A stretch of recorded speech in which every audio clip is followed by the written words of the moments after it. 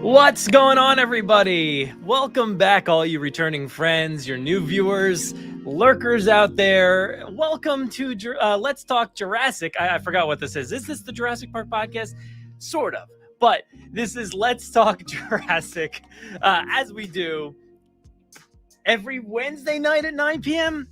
But tonight's Tuesday. I know, throwing things off a little bit. Tonight is Tuesday. I wouldn't get around to do it tomorrow, so I figured let's talk tonight. That would be a good time to do it. So there's been plenty of things out there that I want to discuss. It's going to be a fun one. So we have a picture and some info from Jurassic World Dominion to discuss. So that'll be fun. There's a new game coming out that we can discuss as well. A fundraiser, what do you call it? A Kickstarter for that. We've got, to wrap everything up, we've got some Jurassic World Camp Cretaceous spoiler chat going on. We're going to be talking all kinds of spoilers at the end. We'll save it for the end so we can talk in private. If anybody wants to get out at the end of the episode, they can get out. Whose birthday is it? I see it's somebody's birthday. I want to get into the chat room here and see who is here. What's going on, everybody? We've got Dodgson. We've got Monster Man Alex. Are you here? You might actually have a slow enough night at work. Whoa, welcome. It's been a long time, I feel like. We got Carl here. We've got Jurassic Souls, Cretaceous Dave, Jurassic Fan. Let's see. Ninja Master is here. Let's see. What else we got here? Let me put my thingy up here. Oops. Oh, no, don't move. All right, there we go. Who else we got here? Jared's here. He's a sort of communications. Blames me for season 4. Shane White. What's that noise? Oh, it's just the music. Siaka, what's going on? Benny. We got mostly the usual crew here tonight. That's good to see. And actually, so let's go ahead and talk about what we've got going on this week. He's a sort of communications kind of points out that I called Brad about my opinion. That's what I want to hear. I know a bunch of you already have. I see a bunch of people that I know. I think Jared has done it, right? Jurassic Souls has done it. Siak has done it. Cretaceous Dave asked a question, but I'll keep that in the mailbag. I think that'll be better suited for the mailbag. So Dave, if you got some thoughts on season 4, send them in, my dude. This is your last chance. And there might be some others. I said Siaka, but I want you guys to reach out and let us know what you thought about season 4. So that's the main thing. We are putting together an episode, which I will be editing after this tonight. Long night ahead of me. And that'll be up next Monday. So if you want to let me know what you thought about season 4, go to our voicemail and you can actually leave us a message there. Take down the number. I'll put it in the chat. 732-825-7763. I was typing as I was saying that. So I put that there in the chat. You can actually just give a call to that number and leave a voicemail. Nobody's going to pick up.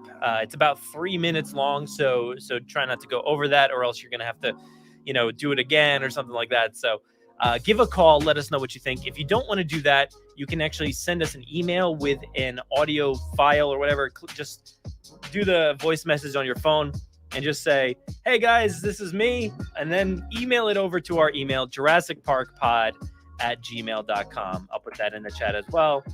parkpod@gmail.com. You can send us an email there with the voice memos. So we want to hear what you're thinking about season 4.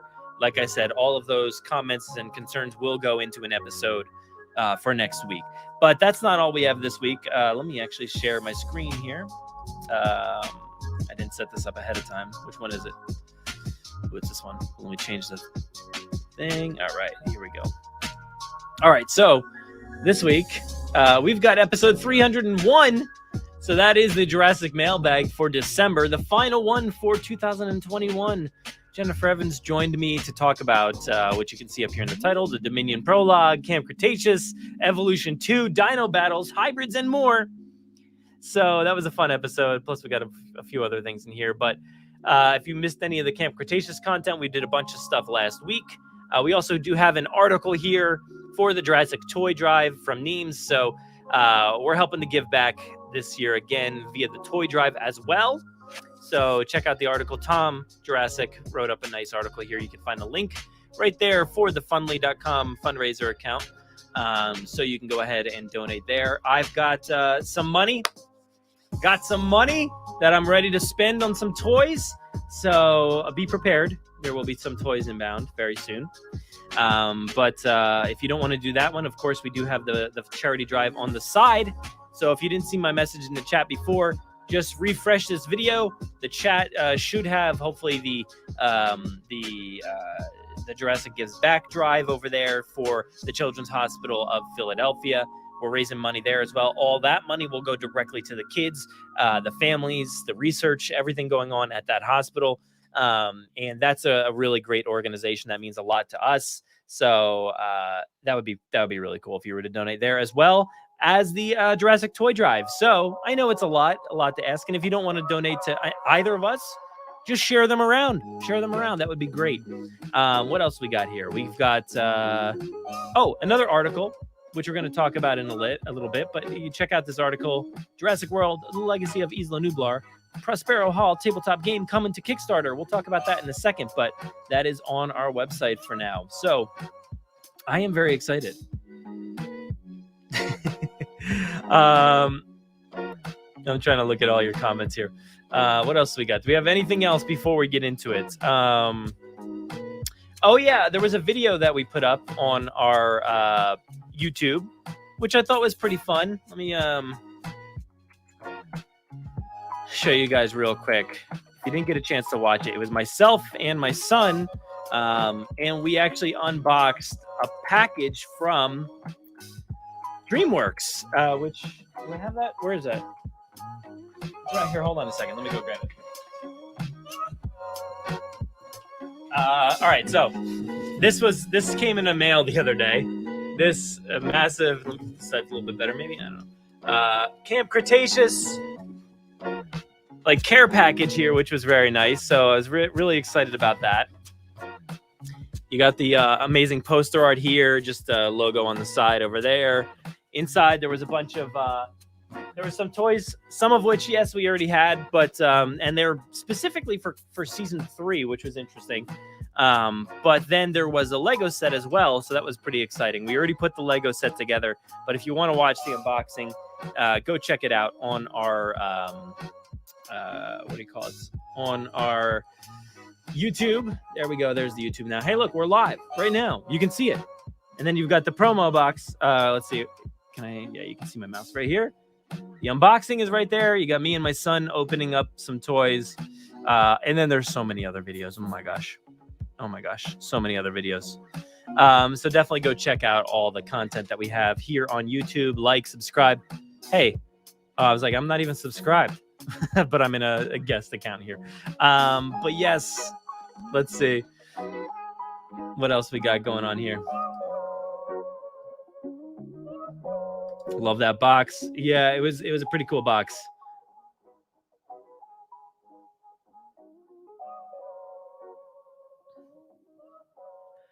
Yeah, Screen Rant just literally released an interview about season 5. Yeah, I saw that. Didn't really say much of anything. You were in a Target parking lot when you called. Yes. And when I think it was like when I saw the message, I was at Target. So what are the chances? And it was your birthday? That was the day of your birthday that you called? Happy birthday. Somebody was saying happy birthday before. Who was that for? Oh, this one. Here it is. Happy birthday. Your birthday, tomorrow is your birthday, but I'm probably not going to stick around because I haven't seen season 4 yet, so no spoilers. Yeah, so we're not discussing the spoilers just yet. So you feel free. Have a happy birthday tomorrow. If you duck out early or if you're here at all, I don't know, but happy birthday. Let's see what else we got here.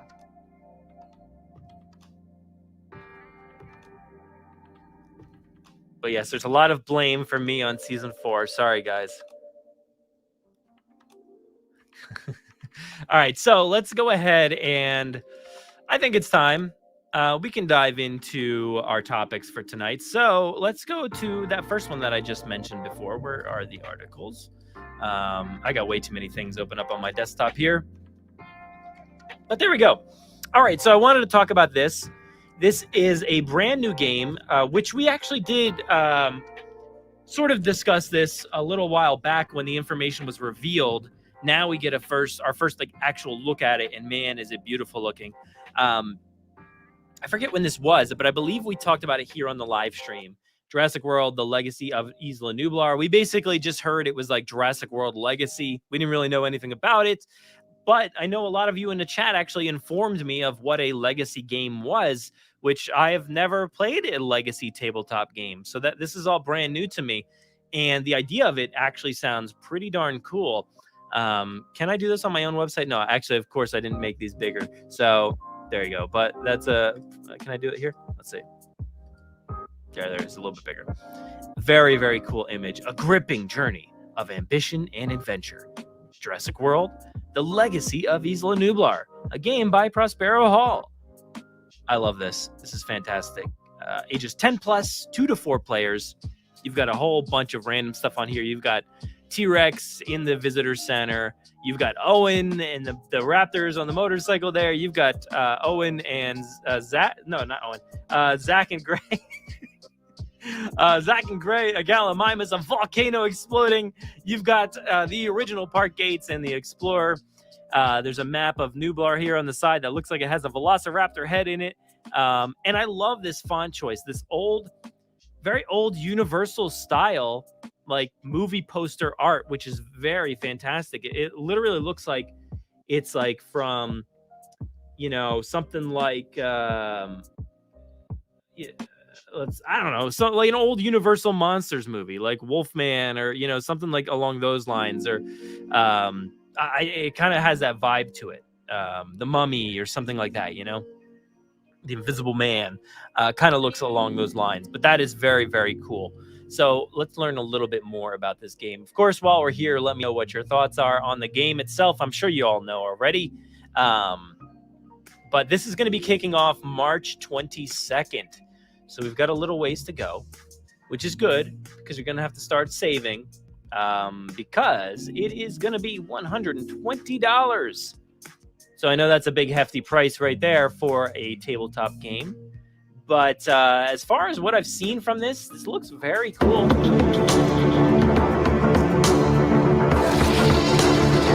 Jurassic World, Legacy of Isla Nublar is a legacy-style board game based on the Jurassic World franchise. It's the first major film licensed legacy game. It's a legacy game unlike anything. Deirdre Cross. The idea for Jurassic World Legacy came from these blue sky discussions that we have where we talk about, you know, like what if we had a chance to make whatever we wanted. We have a lot of legacy game players in the office. We had never done one.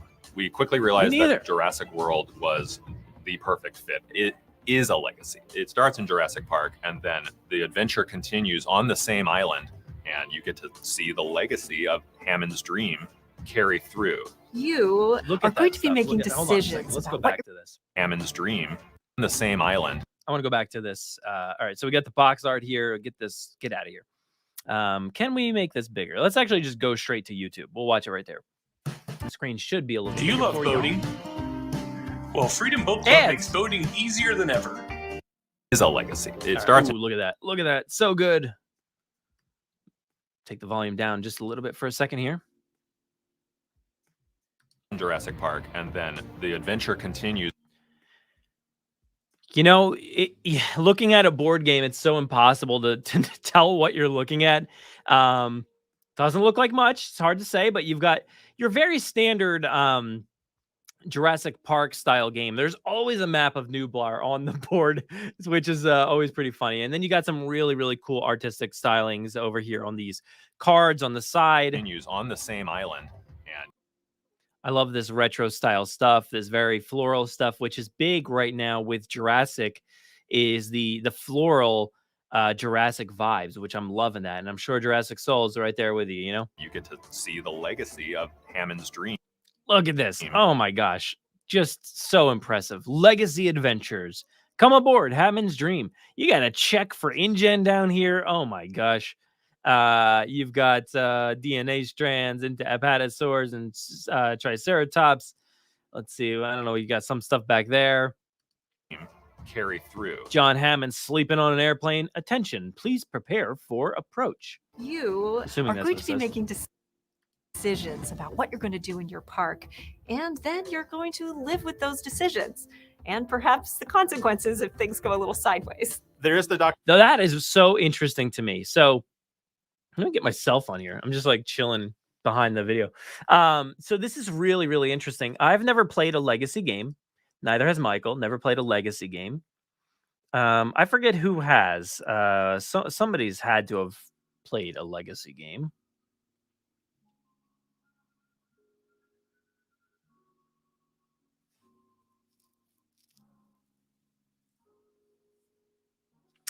It doesn't. I don't see anybody mentioning here. But anyway, a legacy game sounds like Cretaceous Dave has. Okay.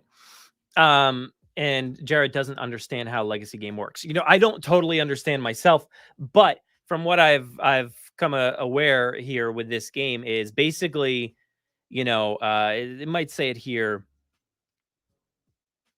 No, I might not have copied that, or I don't know. But basically what happens is you're playing this game and there's so many different choices and things to do that, and cards and things that you open up that you basically shape the way this game moves. And you shape the outcome of this game in a way that permanently changes the game and the way that you play it, which is really, really interesting. And I wonder, how does that work when, especially with this one, they did mention that there's endlessly replayable board game upon completion of the final adventure. That didn't make any sense what I just said, but you can endlessly replay this once the game itself is done. I think it's split up into 12 different adventures, which take about 2 hours each. And this is a 24-hour game, apparently. I don't know. That sounds like a lot. But I'm down. I really want to try this. I haven't played a lot of board games or tabletop games in a while, you know, even through the pandemic and stuff. Unfortunately, we didn't play that many. That was a perfect time. But I have a bunch, and I always love playing them, but haven't really gotten around to them. But this one might have to put some time aside for this because it sounds really cool. You put yourself in these 2-hour little experiences, and then you basically transform your island. And it says here, build your own vision of the theme park and breed new dinosaurs. So that's really cool. But let's go back over to the video here. The Dr. Ian Malcolm quote, "You only thought about whether you could do it, not whether you should do it." And you definitely play that out in our game. There's a lot locked away in Jurassic World Legacy. At the start of each adventure, so you got all these different cards. You will have a chance to open an envelope and pull out new information you've never seen. There are 21 playable characters by the time you get through the end of the game. My gosh. It's going to include John Hammond. Look at this artwork. Oh my gosh. Go back. Nope, too far. I just want to go. Oh, look at this. Alejandra Solano, Dr. Henry Wu. She's a park planner. Chief geneticist. John Hammond, InGen CEO. Robert Muldoon, game warden. Dr. Jerry Harding. John Hammond, all the way. I love these. These are amazing. I just want like this artwork on posters. Through to Simon Mizrahi. There are 12 dinosaurs in the game. There's 12. T-Rex. Yeah, you start off basically with 4 different dinosaurs: Brachiosaurus, T-Rex, Velociraptor, Triceratops, I think. Velociraptor, Triceratops, yep, Brachiosaurus, and then there's a bunch that they won't tell you what they are. Also, but the best one is yeah, there's a lot of stuff in this series. There's all of life itself. Everyone could enjoy this game, even if they haven't seen the movies. There's just something so appealing about running a theme park that includes dinosaurs. Yes. If you like legacy games and you like big epic adventures, you are going to like this game. Love those We're things. Using Jurassic World as the framework, but you're telling your own story as it goes along. Love it. And it's going to be different for everyone. Look at that. Look at that image there. So good. So I love that. I love that idea of basically building your own park. And yeah, and seeing. Okay, wait. Well, I have played Pandemic. I don't know if I played Legacy though. Is there a difference between like the normal, I guess, Pandemic and a Legacy version? I guess. Yeah, all the vulgarity, spoilers. But yeah, I'm very excited to dive into this at some point. We will have some more information coming for you guys soon. Not just, be patient. We'll have some more information coming for you, but this looks very, very fun. Like I said, you can actually go to the Kickstarter campaign right now, and just kind of save it, notify it when it launches March 22nd. And like I said, this is going to be $120. Looks like there's a lot of stuff in there. And, I don't know, maybe legacy games are a little bit more expensive and a little bit more extra work goes into them. Hopefully it's not too confusing and anything like that. But I'm very excited to learn more because legacy games are brand new to me. So I don't really know much about them. But yeah.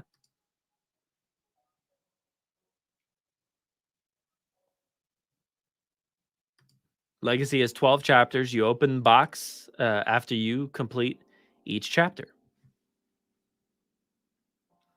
They definitely should include the Brad X. That would be pretty cool. And yes, this does look amazing.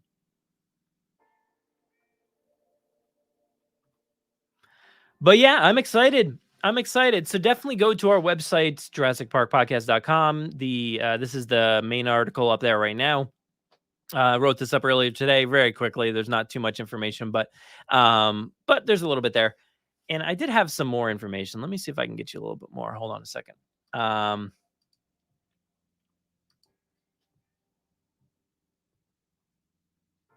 look at that. We got some new voicemails. Awesome. Keep those calls coming in. I don't know where this article is. Hold on. It wasn't an article. It was an email. There it is. Let's see if there's any more information I can give you guys. They just mentioned a few characters: Hammond, Grant, Ellie, Claire, Owen, and more fan favorites. They said, this is from Deirdre Cross, who we just saw in the video there, vice president of Prospero Hall. She says, we always aim to create games we want to play around stories and characters we love most. This project has been in development for years, which has allowed us to experiment and innovate. We believe we are redefining the legacy game genre in a way that will surprise and delight tabletop and Jurassic World fans. That's interesting. But yeah, that was about it. There's not much else information, any other information that I have there. So let's go ahead.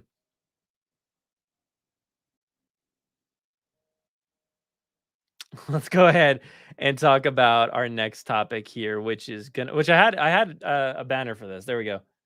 Jurassic World: The Legacy of Isla Nublar. There it goes. All right, so now let's go and talk about Jurassic World Dominion's new picture and information. So let's go to what do I got here? These are pictures. Let me get rid of this. Okay. We're gonna go over to GamesRadar.com. But also maybe Total Film. I'm fairly confused by what's happening here. Games Radar, but Total Film. Okay, maybe that's just under the same banner. Jurassic, it says, that doesn't say Jurassic. It says Bryce Dallas Howard is in deep trouble in this world first exclusive image from Jurassic World Dominion. So, of course, we have this new picture here, which I do have here somewhere. Let me see if I can overlay this. There we go. You got Claire there in deep trouble. And behind her, which we guessed as soon as this picture was put up there, that it was a Therizinosaurus.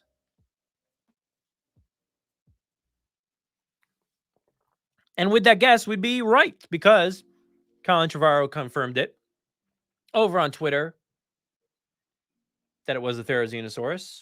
It's pretty telltale. You've got those massive claws on the hands there. So that's very cool. You got two in a part of one right there. And then you've got one long one over on the other side. Nothing too distinguishing about the feet or anything like that. It looks like just like any old dinosaur you got back there. But this is such a cool picture. Claire is in distress. What is the situation? Does this dinosaur know that she's there?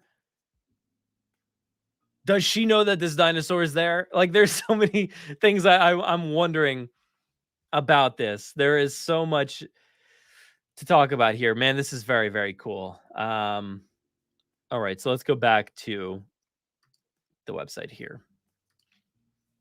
All right, so you got the picture there. It says this is going to be in the upcoming 2022 preview issue. Colin Trevorrow spoke with them. And there's more information down here somewhere. Trevorrow, who also co-wrote the screenplay with Emily, explains that it was hard to find reference points for the sequel, which diverges entirely from the park/island-based Jurassic formula. I mean, yeah, that's pretty expected right there. Colin does say that this is a rare film where it is so different from anything that I've ever seen before. I can't read. I didn't know what to watch as inspiration.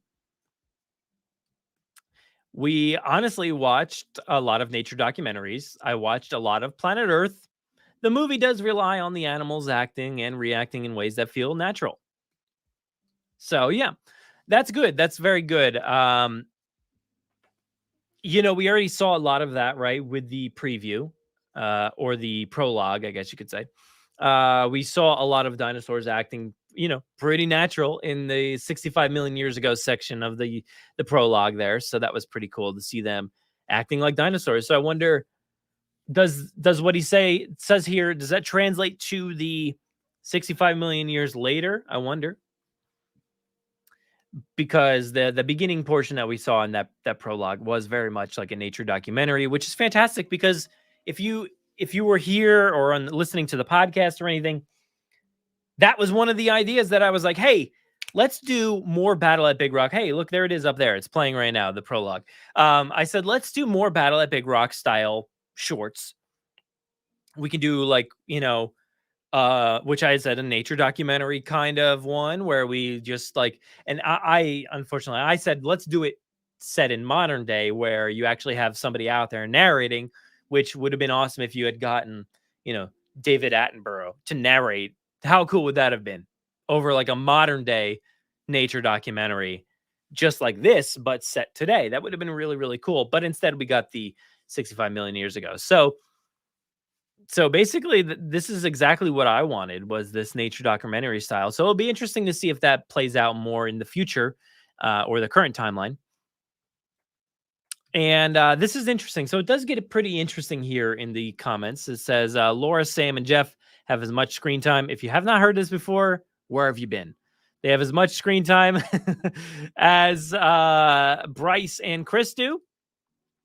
They're not together the entire time, but we are following both of their stories equally. Very cool. Very cool. Like that. And you have a sense that they're going to collide at a certain point.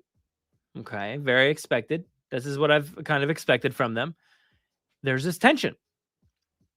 And this is where it gets kind of interesting. He says, it's not structured necessarily in a way that we're used to seeing in our Hollywood movies, or we're in a way that we're not used to seeing our Hollywood movies structured. But it works. That is very, very interesting. This line is so interesting. Not structured necessarily in a way that we're used to seeing our Hollywood movies structured.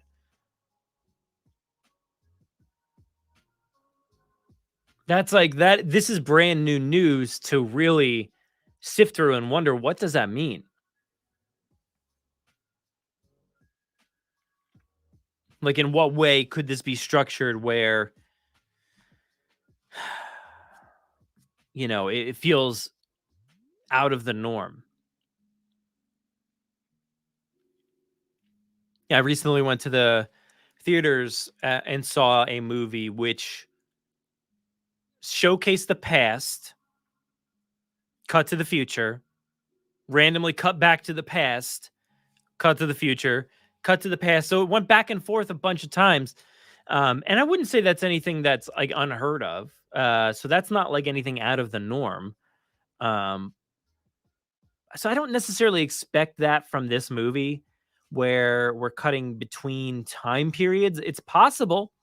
And I, for one, have been a huge proponent or a huge asker of having flashback sequences and stuff like that. So I wouldn't be opposed to that at all. What else could it mean? Do you guys have any ideas as far as what could he mean by, this is not, necessarily structured in a way that we're used to seeing movies structured?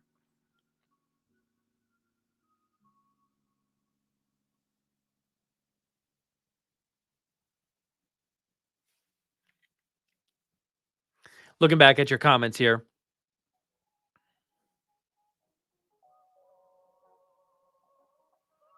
Claire versus a murder turkey. Claire versus Big Bird. Is she breaking the fourth wall? See, I was wondering that about this image. Basically wondering if by chance this image is more of a setup in a way, like where it's a little bit different, but we've seen pictures like this before where you're not going to get this moment in the film, but they set it up in an interesting way.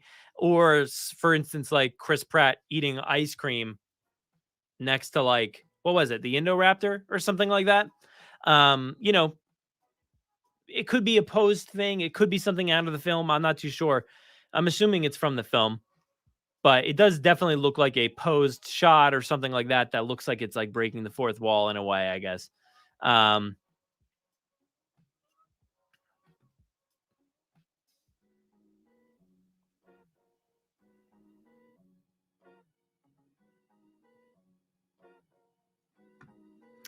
Carl, you're saying same swamp as the one in front of the JP Nublar Visitor Center. Interesting. I'm not sure I was going to go there. Let's see. I don't know. Doesn't look like that to me. Could be. You never know. In Jurassic World, we actually never saw that. It just was like non-existent in Jurassic World for some odd reason. But yeah, I don't know about that comment, but interesting thought.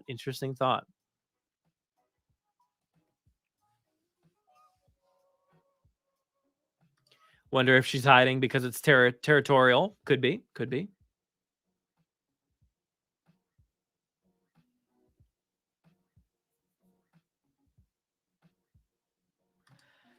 Does it mean like that it's like Memento? Does it start at the end and go backwards? I don't know. Makes you think of movies like Vantage Point. I don't know what happens in that one. Could watch two different scenes at one time in split screen. You could.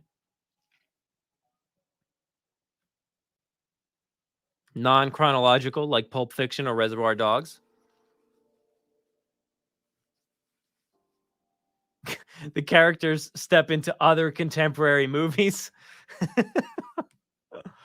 Maybe that happens. That's probably the most plausible one yet.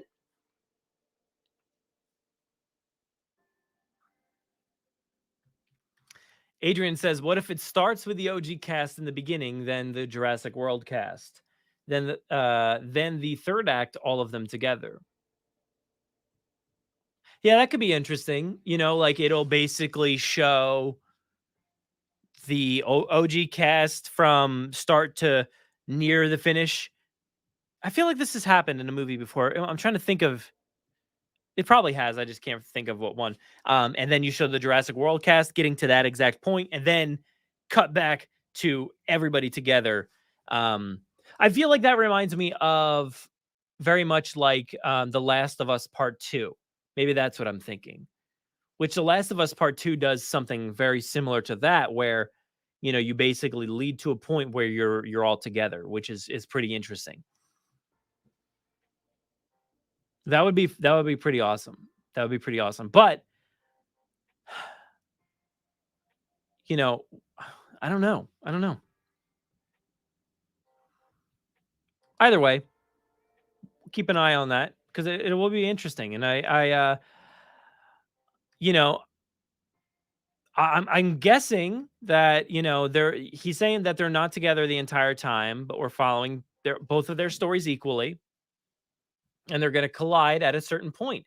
So, he does split it up: Laura, Sam, and Jeff, and then he splits it up with Bryce and Chris, and then saying that they're not together the entire time, but they're following their stories equally, and they're going to collide. So, does that mean that the OG 3 are together for 3, a part of the movie, and then the other 2, or technically 3 with Maisie, are together for a point in time, and then all of a sudden towards the end of the movie they combine there? I have no idea. We just don't know where this movie is going. We know it's going all over the world, but where does it all converge? I have no idea. That's a good point. I'm not sure where would they all converge and collide. And I hope there's a decent amount of time together. I've kind of assumed in my mind that they would mix up the teams a little bit, which maybe that's still possible. That could still be possible. But I always assumed that this movie would be, let's mix up the teams. Camp Cretaceous has done a great job of that. Every other episode, there's a brand new combination of kids. Not new kids, but just different combos of like, oh, Kenji and Darius are together, and now Darius is with Brooklyn, and now Brooklyn's with Sammy, and so they go all over the place, and I think that's pretty interesting. But to me, it sounds like the OG and then the new crew, split up. Maybe they converge at a certain point. That would be really interesting. And then you save that tension. There's this tension that he mentions of waiting to see what happens when they combine. Are they going to clash? Are they going to get along? Do they know each other? Is this the first time they're mating? Like, there's a lot at stake here for us fans, and I think that's pretty interesting. And then you got The Rock, who's also in the movie. No, he's not. Just kidding, obviously. Ooh, look at that. Piercing. So, before we move on, before I make that really great transition, which I could have, let's talk here for a second. Let's go back to that picture. There we go. Jurassic Souls, yes. Last of Us Part 2. Love the split story. Yeah, I think that that could be a fair prediction. Which, The Last of Us Part 2 did fantastic, and I was really moved by that story and just waiting to see exactly what I just said, like them collide and the characters collide and see what happens, and I don't want to spoil that game or anything, but there's certain elements that I don't know will be present in Jurassic World Dominion that were present in The Last of Us Part 2, but seeing those two stories play out almost in their entirety would be really, really interesting. We've never seen a Jurassic movie like that before. So, maybe they're taking some chances here with the story, and I don't know. It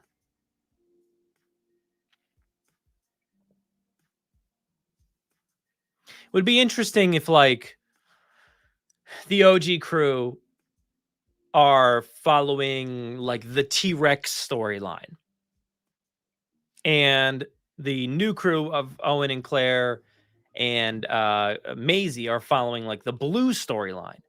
So you've got the Blue and the Rex separate storylines corralled around these characters that they're more familiar with, and we associate the original Rex with the original crew, which would be really cool. The OG crew would be cool to see them following leads and doing things, tracking down that Rex or whatever.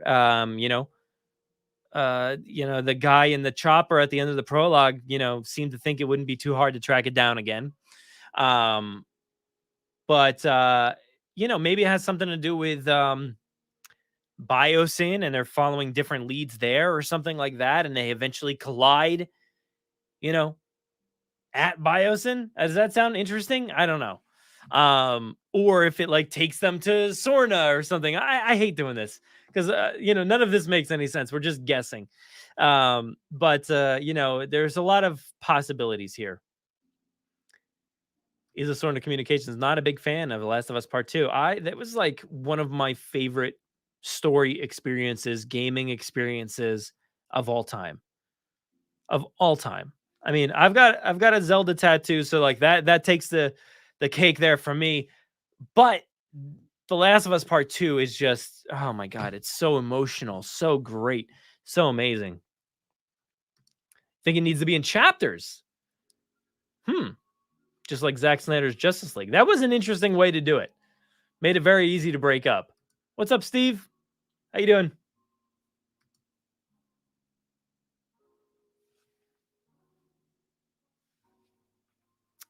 Yeah, and Last of Us is not a story that you like want. It's not one that you're like you should love. It's heartbreaking and it's hard and it's bad and it's miserable, but it's good, you know? It's very good. Adrian kind of said what I was just saying there, that like maybe both crews will be captured by Biosyn and that's how they meet. Yeah, I did think about that, kind of like what happens in Fallen Kingdom in a way where you split up the crew on the boat and you have Zia and Franklin go their direction and Owen and Claire go get captured and then they all come together at the end there. Something like that, but in a much bigger scale, I would assume.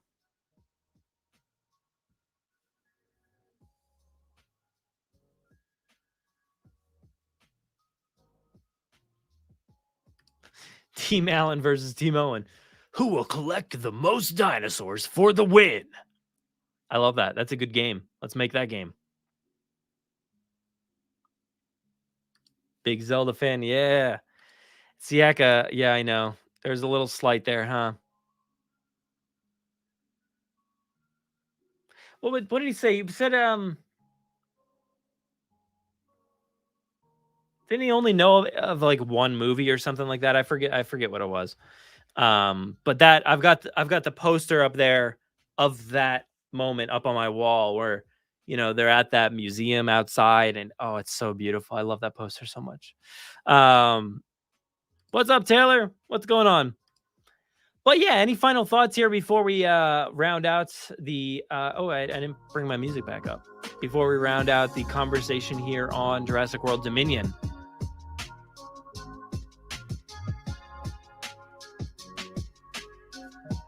How epic will it be to see Grant with a flare in front of the T-Rex? That'll be interesting. I don't know. I wonder how many callbacks like that they would actually do. What's up, Lewis?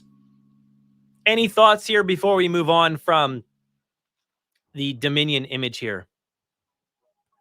Don't worry, Steve. We're not going anywhere just yet. We're good. I got this music on loop.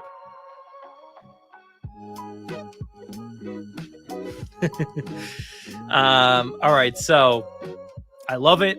I think it's a great image. Very much getting me hyped. Whew. Therizinosaurus. I can't wait to see what the rest of this thing looks like. While we're here, why don't we Google? Oops. Therizinosaurus. We'll just take a look at some variations here.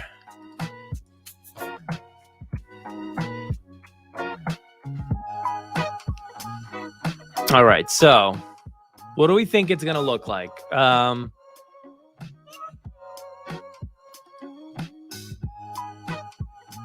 Anything like that? So let's go back to the image here.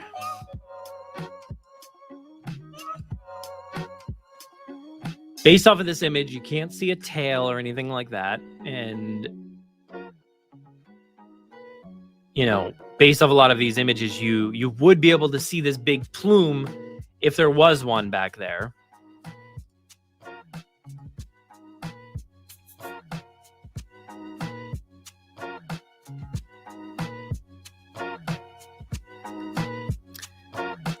So it could be something more similar to like this, which would be very yikes. Or that, I guess. Probably more so like this. Oh man, look at this one. Crazy. I hope it's bird-like. I hope it's bird-like. That would be really cool if it was. But yeah, it might end up just looking like this. I hope not. I hope it's not, you know, just like weird-looking lizard guy. Ooh, look at this. Oh, that's pretty cool. Which, you know, it definitely could look like this, where it has feathers, you know, all up on its body. And it could be a very, you know, purposeful image that it doesn't show anything up there because, you know, they want to hide what it is. Oh, yeah, you're right. Sorry. My bad. It's on the Claire image. I'm just pointing out all these other dinosaurs. But yeah, no, I was saying like this one could be like this because all you really see is from, you know, this part down and then the claws. But I really hope it's like that.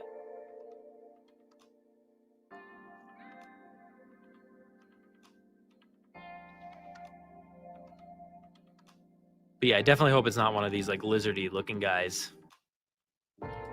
That's crazy looking. I don't know if I want something like that.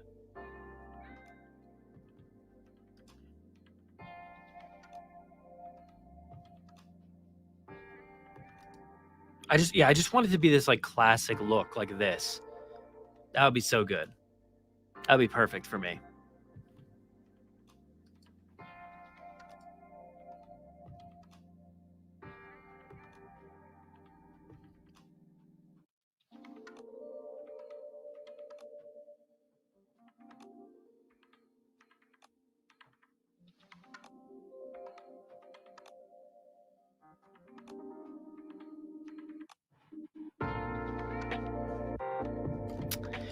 I hope so. I loved Ghostbusters Afterlife. I thought it was perfect. So I would be definitely down for that. Doesn't sound like you are, though.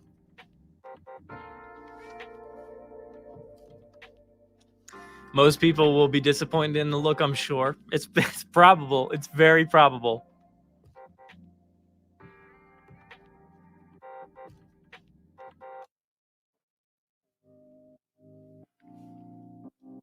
Let's see. Yeah, guys, I get it. I know. I'm sorry. You couldn't see. I get it.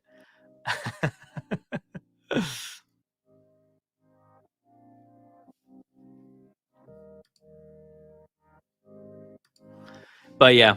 Anyway, very cool. I'm interested to see how it looks. But yeah, that about does it for that. So why don't we go ahead and start talking a little bit about Camp Cretaceous and you know, some spoilers here for Camp Cretaceous.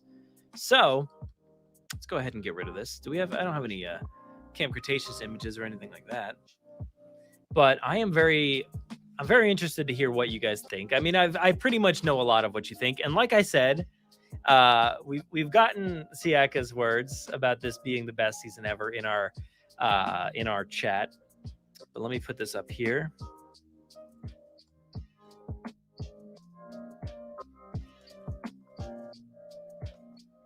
Last chance. All right, so here you go. Voicemail line for Camp Cretaceous. Give that a call right now, 732-825-7763. And let us know what you think about Camp Cretaceous Season 4.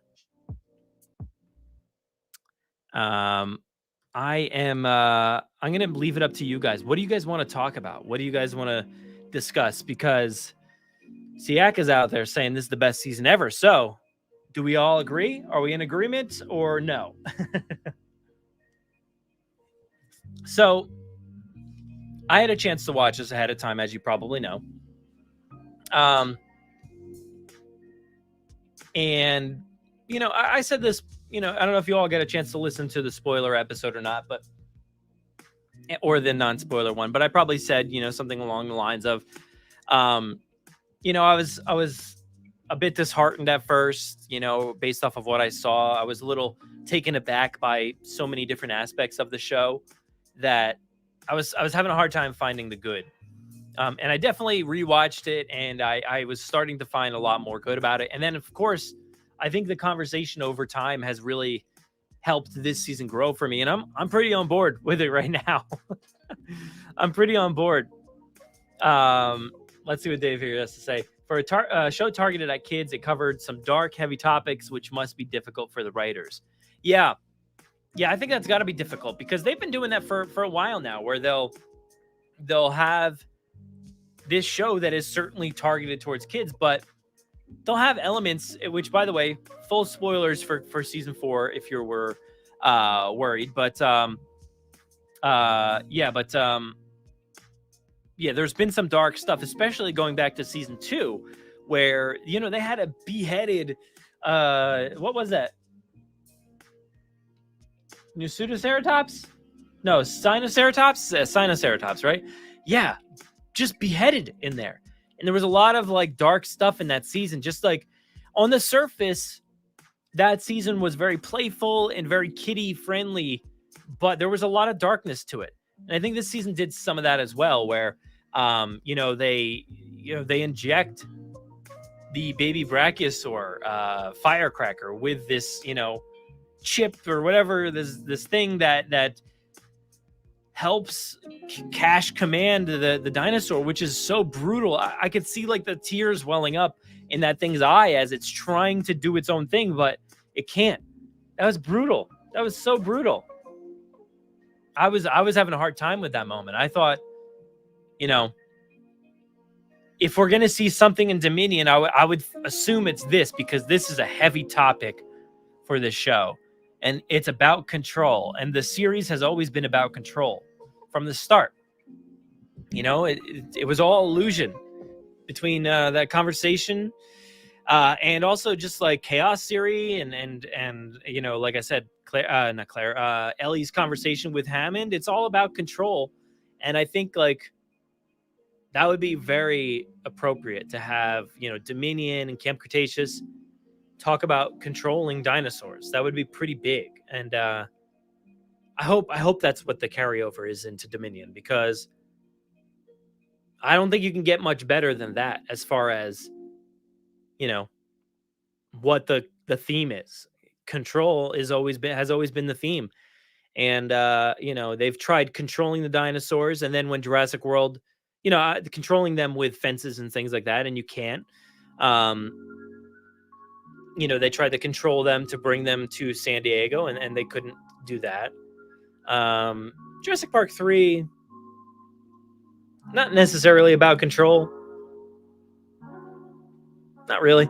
But Jurassic World comes around, and Owen is basically commanding these things, these velociraptors, with his hands and clickers and food. So it's like the very minimal amount of control, the least amount you can have. So I think that's pretty interesting to think that like in this Jurassic World franchise, they've gone from clickers and commands, voice commands, to, iPad control and maybe whatever else Dominion could bring into the fold. I think it's really interesting to see if that's accurate.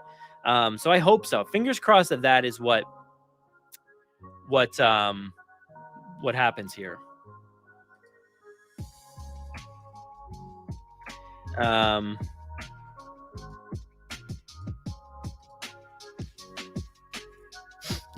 actually, so where did my page here go? This is it right here. Red Raptor. Dominion literally means control. So there you go. That's got to be it. That's got to be it. I think we figured it out. End of story. That is the crossover for Dominion. I'm fairly positive it's got to be the control. And I've said it before, but imagine another set of dinosaurs that you have full control over. So literally, Vic Hoskins set it up in the first movie, is first Jurassic World, that like, imagine we had control of this situation and we could send these dinosaurs in to do our job. That's what they wanted. That's what they wanted, the ultimate control over this raptor squad. Now imagine they actually have control. And it's not a question of if we can have control, but we have it. We've got the control. And I think if you were to do that with another set of dinosaurs and be the other end of the squad spectrum, you would have to also manipulate the identity of these dinosaurs in a way, or the emotional connection with the dinosaur. Because if you think about Firecracker in season 4, Firecracker was like still emotionally connected, where like Firecracker did not want to listen to these commands. Firecracker would only stop. That's all Firecracker could do. But imagine if you could sever that connection and you could have the dinosaur do whatever they want, whatever you wanted them to do. Then they would just be a brutal killing machine, which is exactly what they want. So they'd essentially need the inhibitor chip, which droids have in Star Wars, which put them under control. I think that would be pretty big.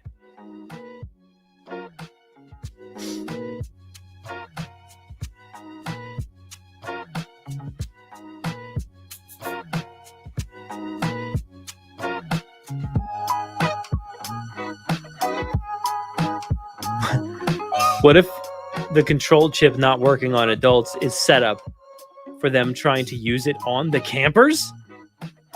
Wait, you mean like put it on Darius? Darius, you're under my control now. Come on, Darius, you're under my control. I forget what he sounded like.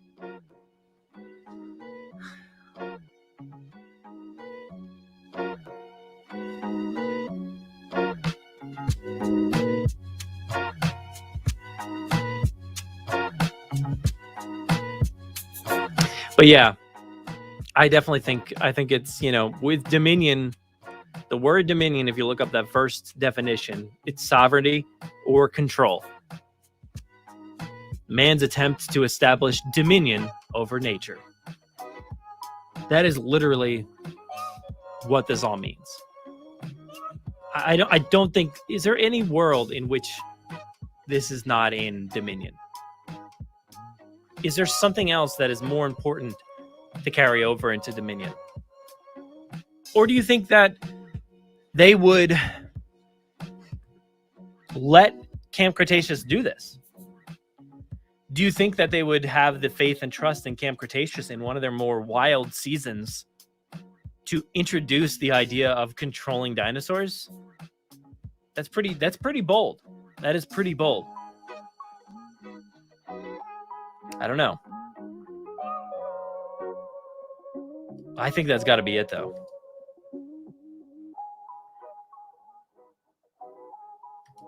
And yes, I would love to be in Dominion.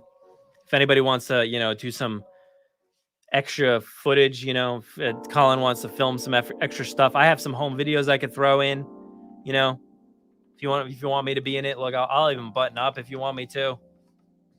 I won't wear Jurassic shirts everywhere on the reshoot set.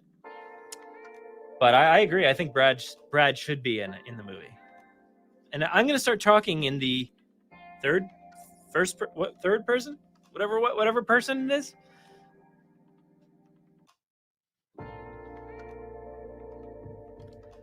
Yeah, I know people have been pointing out that there's a Brad head in the background of the Therizina image.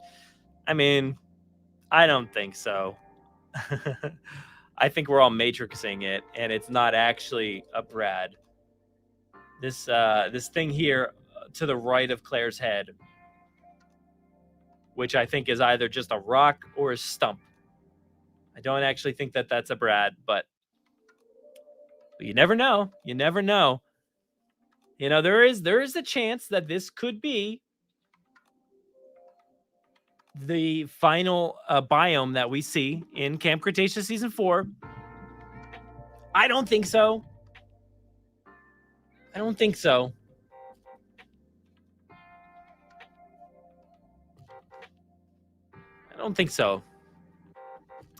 That would be interesting. There was also that image. Let me see if I can find it.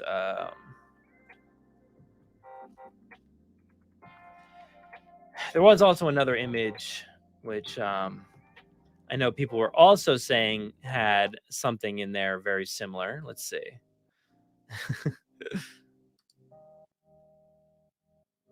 You can't see it in that one. Is there a better image here? Let's see.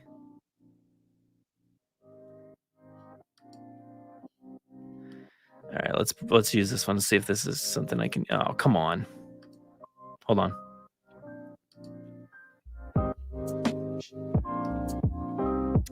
Let's see if I can use this image. Bear with me. Yeah, all right. All right, so there was another image. This one, which let me move this, but you should be able to see over it. Owen stepping over something. What is he stepping over? Is that a Brad? Is it also a Brad?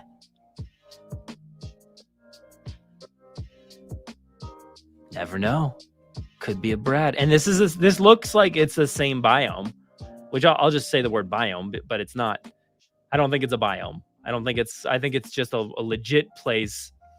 But you know, he could be stepping over a Brad. And you know what? I would 100% be the most excited person in the theater if that were the case.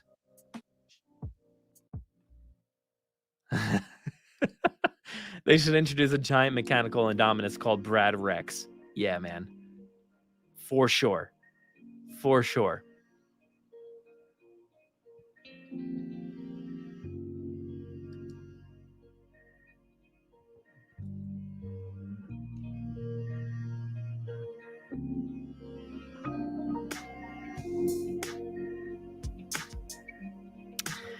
You know what? You're about to get booted from the chat. Not the first one to mention it, but Brad, Cash kind of reminded me of you with glasses in the stubble. Has anyone else mentioned that yet? And what do you think? I think gonna boot you from the chat. No. More than one person can have glasses and stubble. And I don't even have stubble. I have a beard. Cash can't grow a beard. Come on.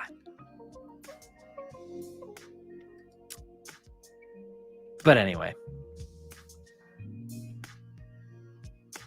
I think, like Carl says, the writers should go for it and take risks.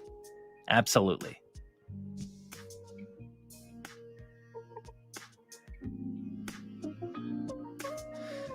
I mean, look, I would be so happy if this was one. And then that was one back there. That would be so cool. I mean, these look to be the exact same place, right? I mean, we're not seeing the in-camera look, but it looks like it would be much like this. Vibe is so much better in this picture, even though it's not the best looking image. I think they do look very similar. So anyway, that's pretty cool. You guys are crazy. So Lewis has a theory. Let's see what Lewis's theory is. Biosyn will acquire mana and get these V55 chips. So they would use it to control their dinos in Jurassic World Dominion. But the final chapter, the system went down, no more control, so dinosaurs attack them.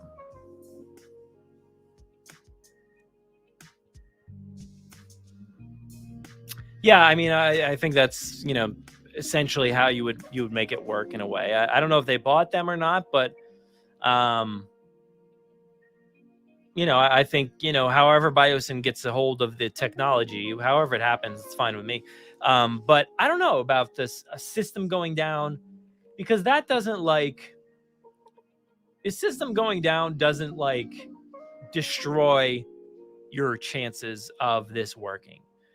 To just put the system back up eventually and then, put more chips in dinosaurs. I feel like there needs to be a revolt in a way or something with the dinosaurs that they literally will not listen to any control. And I feel like if you rely on the technology portion, you're not so much relying on the nature of it all. And I think that's more what I would like to see. is nature destroying this somehow? Yeah, this is interesting. Cash might have been the second murderer in the franchise. Dude was at least under the impression that he killed May. Yeah, he literally was on the phone with Daniel, and he's like, "Yep, it had to be done," or whatever. It's a shame, but it had to be done. He literally was totally fine with it. Totally fine.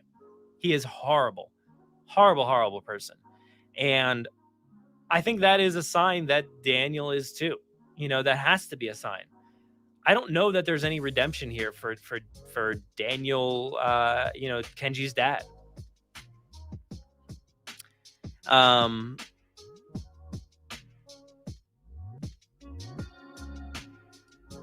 Yeah, Red Raptor says season 4 was really messy, but I gotta really admit, I do appreciate all the lore contributions.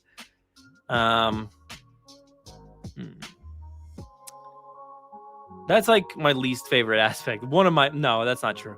That's one of my least favorite aspects of season 4 is the lore got kind of messy, I think.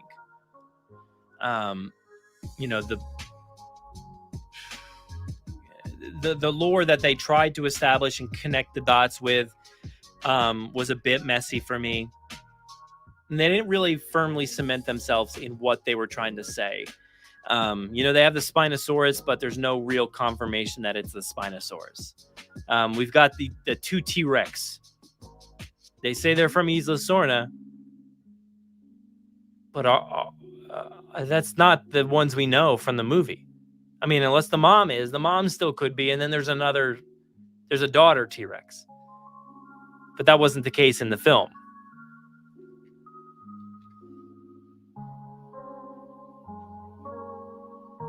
The chaotic lore was my most favorite. I want hovercrafts now. Siaka, look, here's the thing. I don't understand you. Look, hovercrafts are easy. Like, that's like, you could easily put a hovercraft in this movie.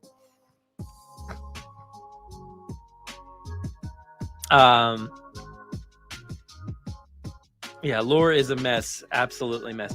Look, I mean,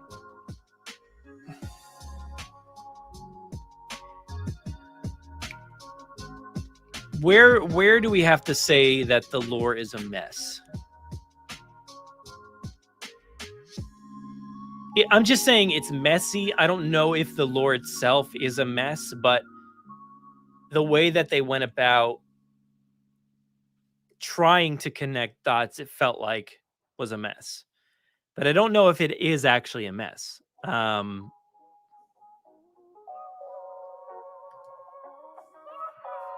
Yeah, exactly. So the film was also years before the season. Little Edie is much younger than that. That's what I mean. Like, it seems like they're trying to connect these dots that, like, hey, these 2 T-Rex. They're from Sorna. And that there's a mother and her child is the one from the Lost World. But when they established it that, the Lost World is the male child and this is the female child, but there's always the chance for another child. Like, so the lore doesn't need to be a mess right there. It's just the connections that we're assuming they're trying to make could be a mess. And if that was the connection they were trying to make, that's a mess. But it's not necessarily a mess. Yeah, and Echo never looks the same at any point in time ever. So, yeah. Here's the thing. I'm just analyzing. I don't care. I literally don't care about lore or canon or anything. I don't care about anything. Nothing. Nothing. All right? So, I just want the connections that they're trying to make be the correct connections. Because mistakes like this happen. And I don't know if it was a mistake or it was just something new, which it very well could have been something new.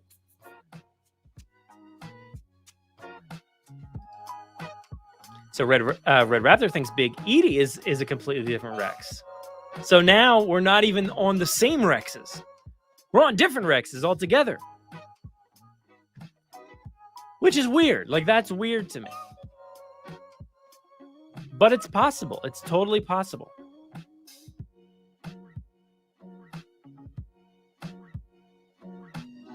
Yeah, and you know, this is the point, is like Big Edie could have been just like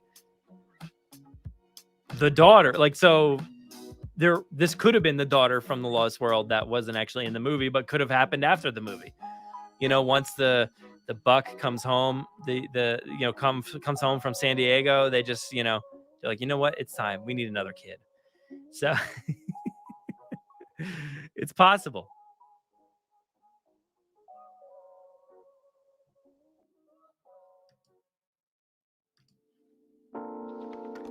As far as I'm concerned, there was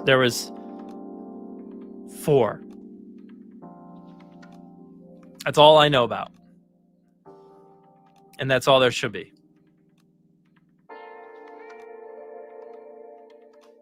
But, you know, this kind of throws a wrench into it, so who knows? Yeah, and I love this idea that maybe Big Edie is the mate of the juvenile from the Lost World. That would be fantastic. But like, there's no connection. I don't know why they try to make a connection by saying that this is from Sorna when it doesn't necessarily matter, you know, like. And the Sorna thing, I would say the Sorna connections are messy in a way. Because when did they get these dinosaurs? How long have they had these dinosaurs? You know, I don't know.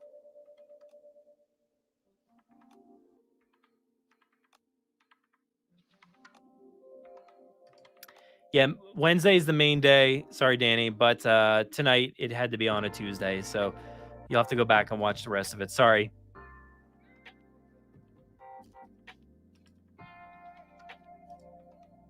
There you go. There's enough Rexes to allow for whatever the story wants. There it is.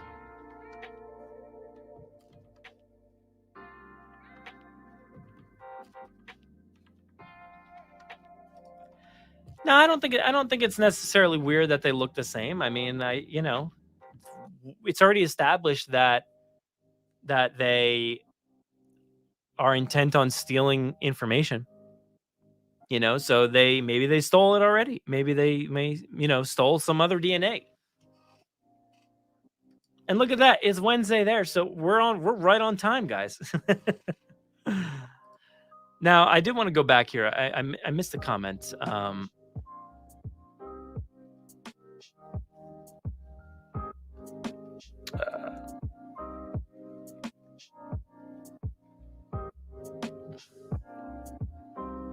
Jared.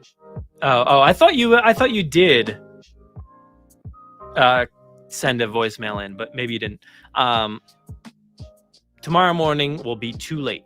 It has to be tonight, or that it has to be like literally now, or 5 minutes after this is done, because I'm going to start assembling these things ASAP.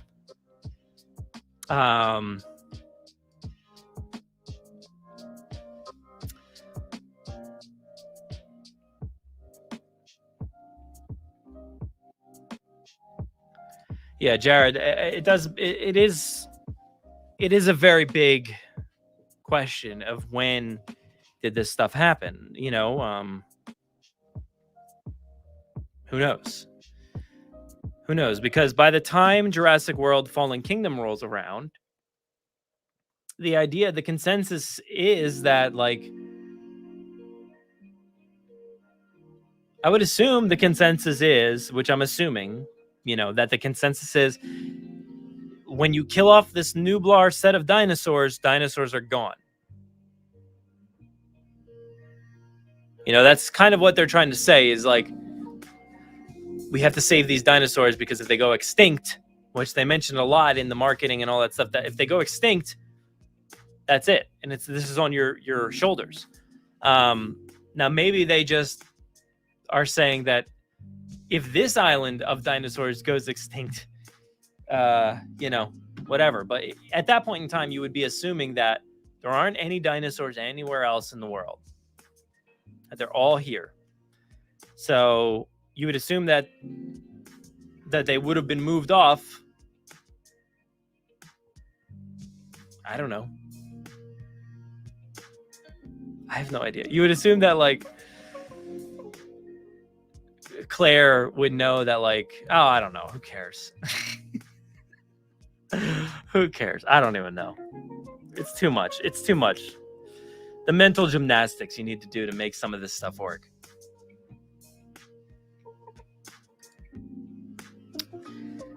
Who are their geneticists? Where do they work? Was it Wu and Eddie?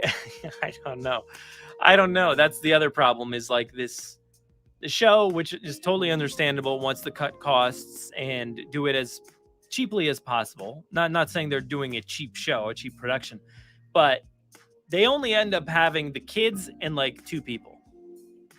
That's like their thing. Season 1 had like a little, a few more assets. Like season 2 had 3 people. 3 people. You had 3. Season 4. Season 3 had a bunch of people. There was like maybe 4 or 5 people. But yeah, season 4 is just like 2 other people, and then Darius's brother. But yeah, I don't know. It's weird that we don't ever see anybody else. That's what one of my criticisms was. Like, I don't believe that this was all enacted by Cash alone, because that's what it seems like. Because Cash and Dr. May Turner were so disconnected in what they were doing that it feels weird that he was doing most of this stuff alone.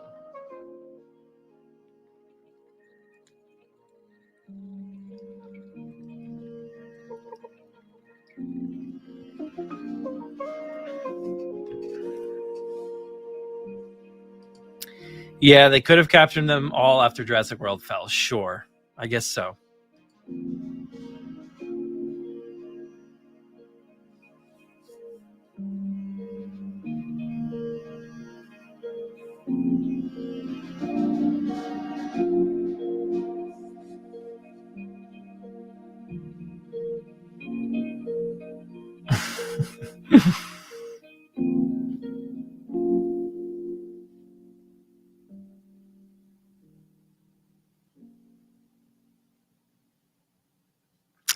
Yeah. I don't know. It was it's easy to critique and to criticize this season, I think. I think there's a lot to criticize here. But ultimately, it doesn't matter. It doesn't really matter. Danny asks, what did I think of the brats? Here we go. First off, we all saw the brads ahead of time, right? We saw them in the marketing and stuff like that. And we're like, I was actually on board with that. I'm like, if they're going to go this route, that's really cool.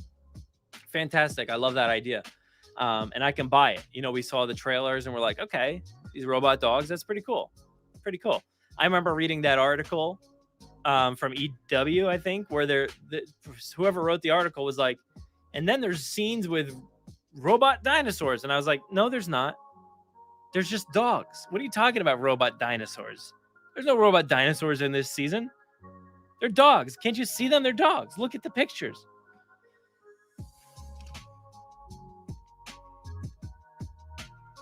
No, I was wrong. We were all wrong.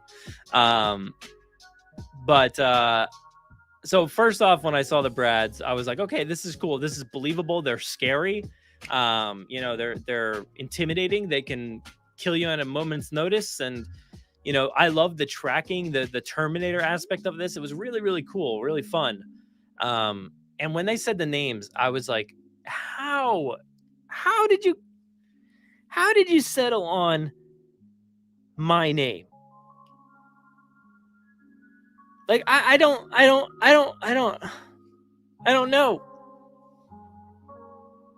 I don't get it. I don't get how they settled on my name, because it's not like the most obvious choice to say that these things are bio. How do you spell my name? Robotic. What's the other letter? A? I don't remember.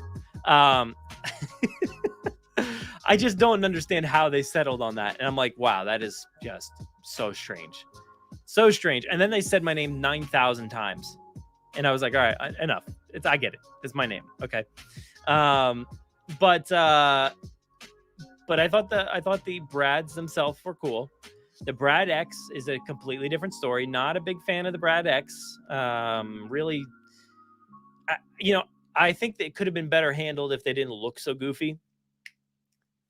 That's more so the thing for me, is they're not necessarily taken seriously as a creation. And I wish the design was more robot and less shark head. Bio robotic assistant droid. Yeah. There you go.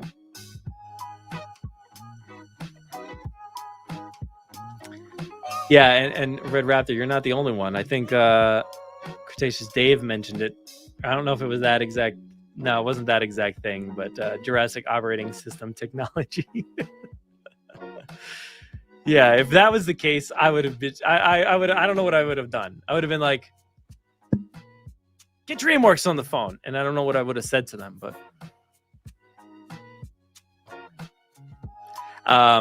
Danny brings up Kenji's dad. My biggest pet peeve is that they revealed Kenji's dad. Like the whole time he didn't know his dad's running anything. Like he didn't know where the cash flowed. Yeah, I don't think Kenji needs to know. I think their relationship is bad enough where there's no connection there between the two of them, I don't think. And I think if Kenji and his dad are at such a distance, then there's really no need to know what he does. He just knows that his dad's bringing in the money. And I think that's probably good enough. So I could buy it that he doesn't know what his dad's up to. It's just I need a lot of answers as far as the dad's concerned. I need a lot of answers because it's interesting. He's got his own penthouse on Nublar. How connected to Nublar and Mizrani and all those people was he? I don't know. I'd love to know what that connection is. And also, how do they not know that there's an island somewhat close to Nublar in Costa Rica? How do they not know that this island exists?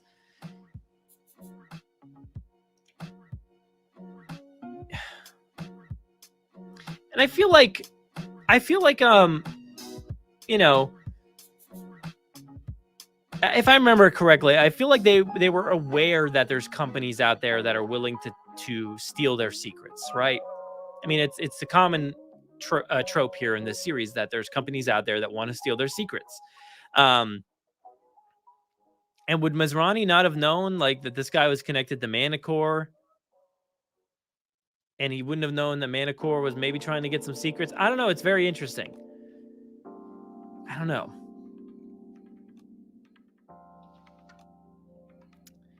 It's all very interesting. And Siaka does mention the island. How do you feel about the island itself? I like it, but it's pretty funny that it's hidden next to the biggest tourist destination in history. First off,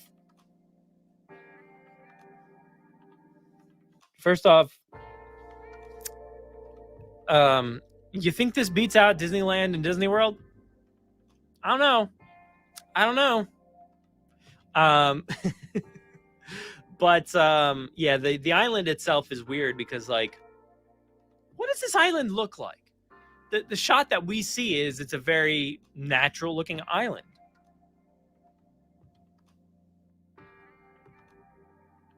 Are these biomes covered? Are they in the ground? Are they just under domes? Are there just domes on this island that we didn't see? There is that map. I know we've seen the map before. Very big island. And there's very small biomes on there. A little bit inland, so maybe you didn't see them from the coast. So I guess that's possible. That there's just small domes somewhere on this island. It's a very, very convenient story, though. The fact that this island exists, nobody traveled to this island and ever saw this thing underneath, whatever the name of this island is. I wish we got a name. I can't believe we didn't get any kind of name.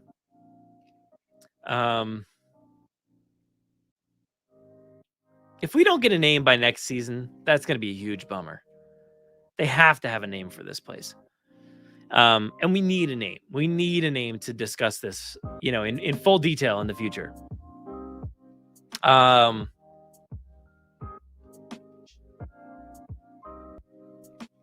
But yeah, it just seems very weird and convenient that nobody knew this thing existed, that we've been transporting dinosaurs here for maybe a long, long time.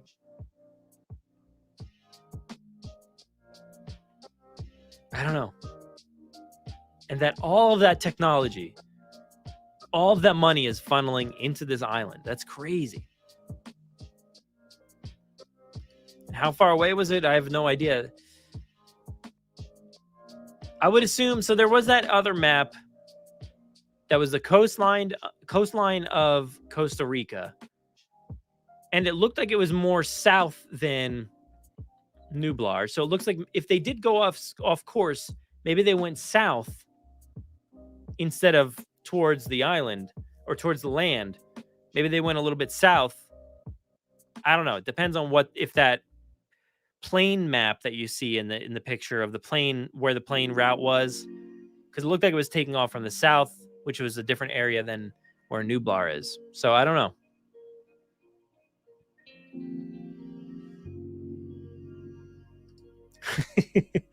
Red Raptor knows real people who don't know who their parents worked for. Who does your parents work for?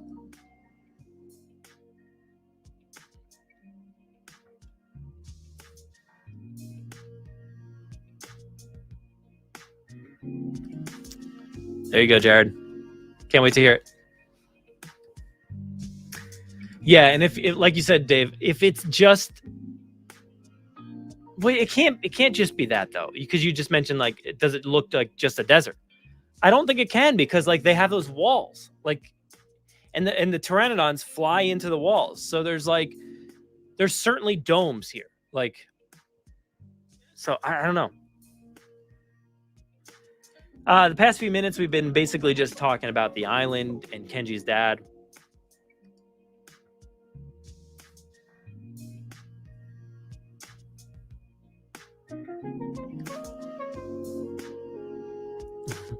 Whole facility underground, possibly.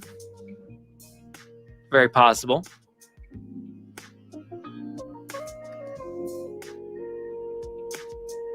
Which, let's talk about that cave for a second. So, there's a cave on this island that feeds right into the coast of the island. And you can walk into this cave and straight into the desert biome. And there's dinosaurs and saber-tooth tigers in this biome that could just leave whenever they want. What?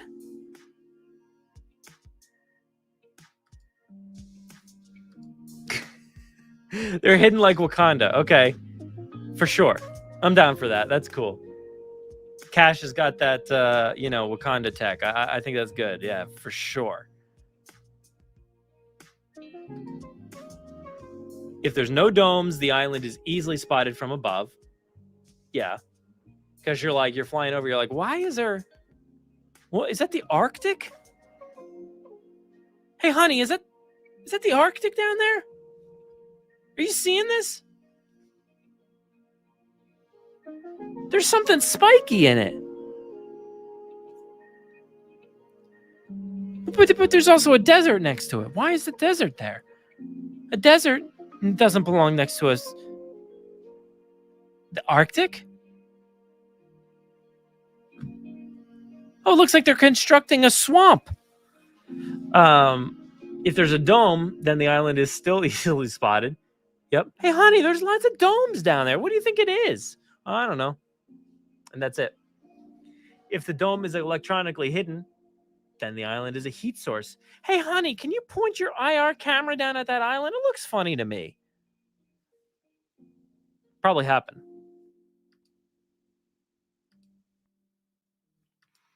Yeah, maybe that island is like the Bermuda Triangle. So maybe it's like the Nublar Triangle, where the 5 Death Triangle or something, where you just go over there and you never come back.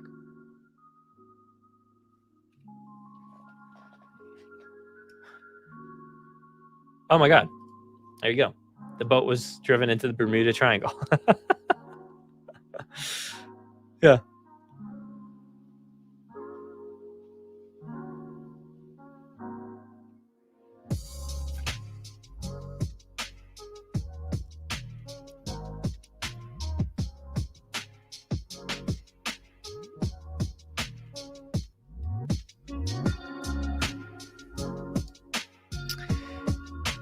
No, see, in my mind, it wasn't the pilot's spouse. It was just the pilot is just flying like two random people. And they're basically like the two people that are like driving through Radiator Springs in cars. Hey, honey, I think we went the wrong way. Yeah, but and why aren't there any Brad toys? I mean, look, we've got plenty. Actually, there is one. I'll show it to you.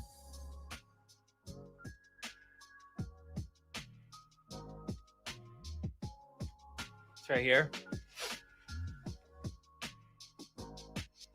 It's me right there.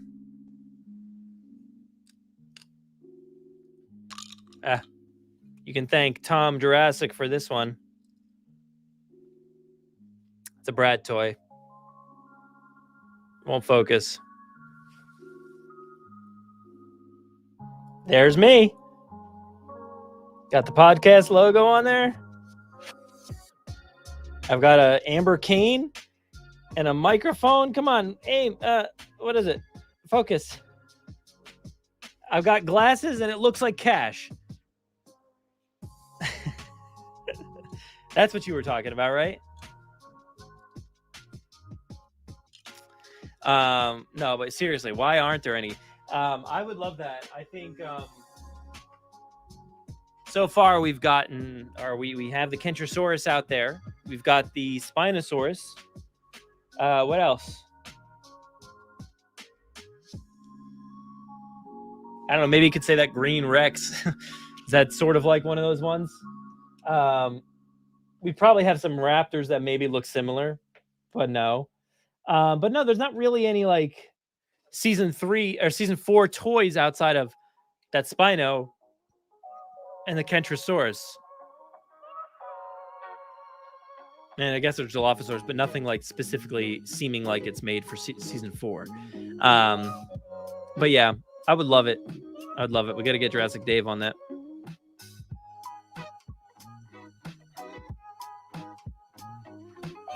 See, started on one.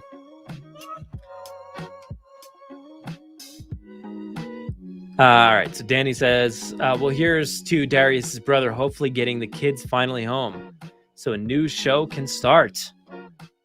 Yeah.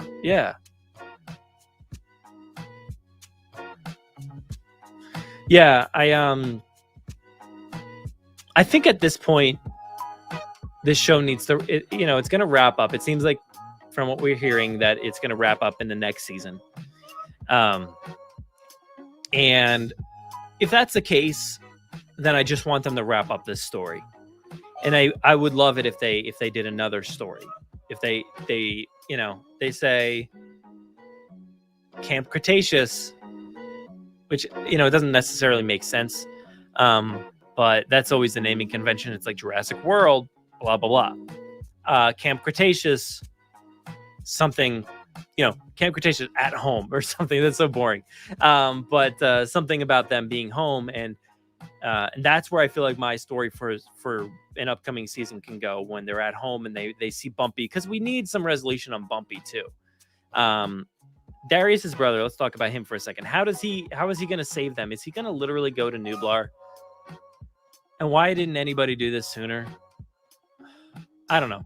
But is he going to go to Nublar and now, pick up these kids or go, because that's the last place he would know they're alive, right? He wouldn't go to, maybe it's Darius's brother and his spouse. And she's like, hey, honey, what's that island down there? He's like, I don't know. I'm looking at Nublar over here. But this one has domes. I don't care. I'm going to Nublar. Darius is on Nublar. Yeah, but this one has a snow, like a big snowdrift and a desert. No, I don't care. I can see Darius all the way out there. I'm pretty sure that's him. I'm pretty sure that's him.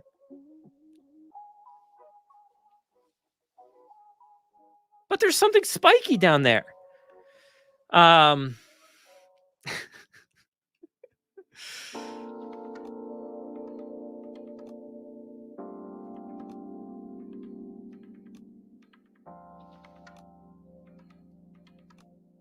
right, let's see. But yeah, I think a new show would be pretty cool.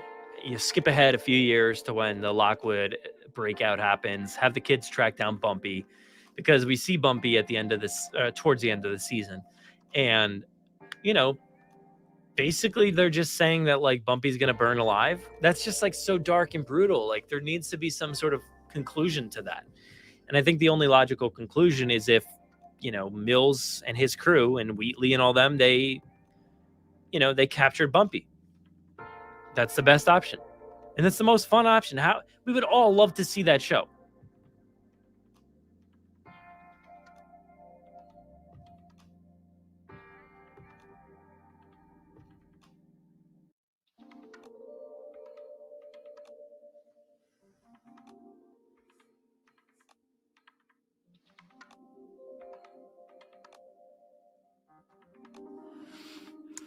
There's just planes everywhere, like just flying over this place, and like nobody ever notices them.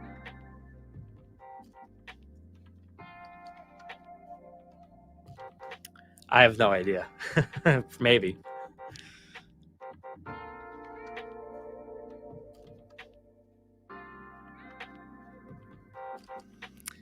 So the blue Anki, I don't know where there's a blue one.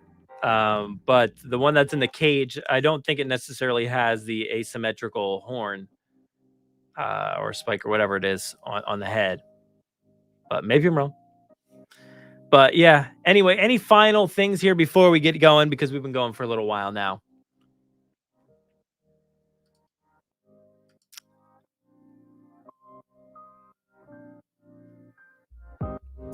Yeah, Dave brings up a decent point. They wouldn't be able to triangulate a satellite phone. Maybe. Yeah, I guess not.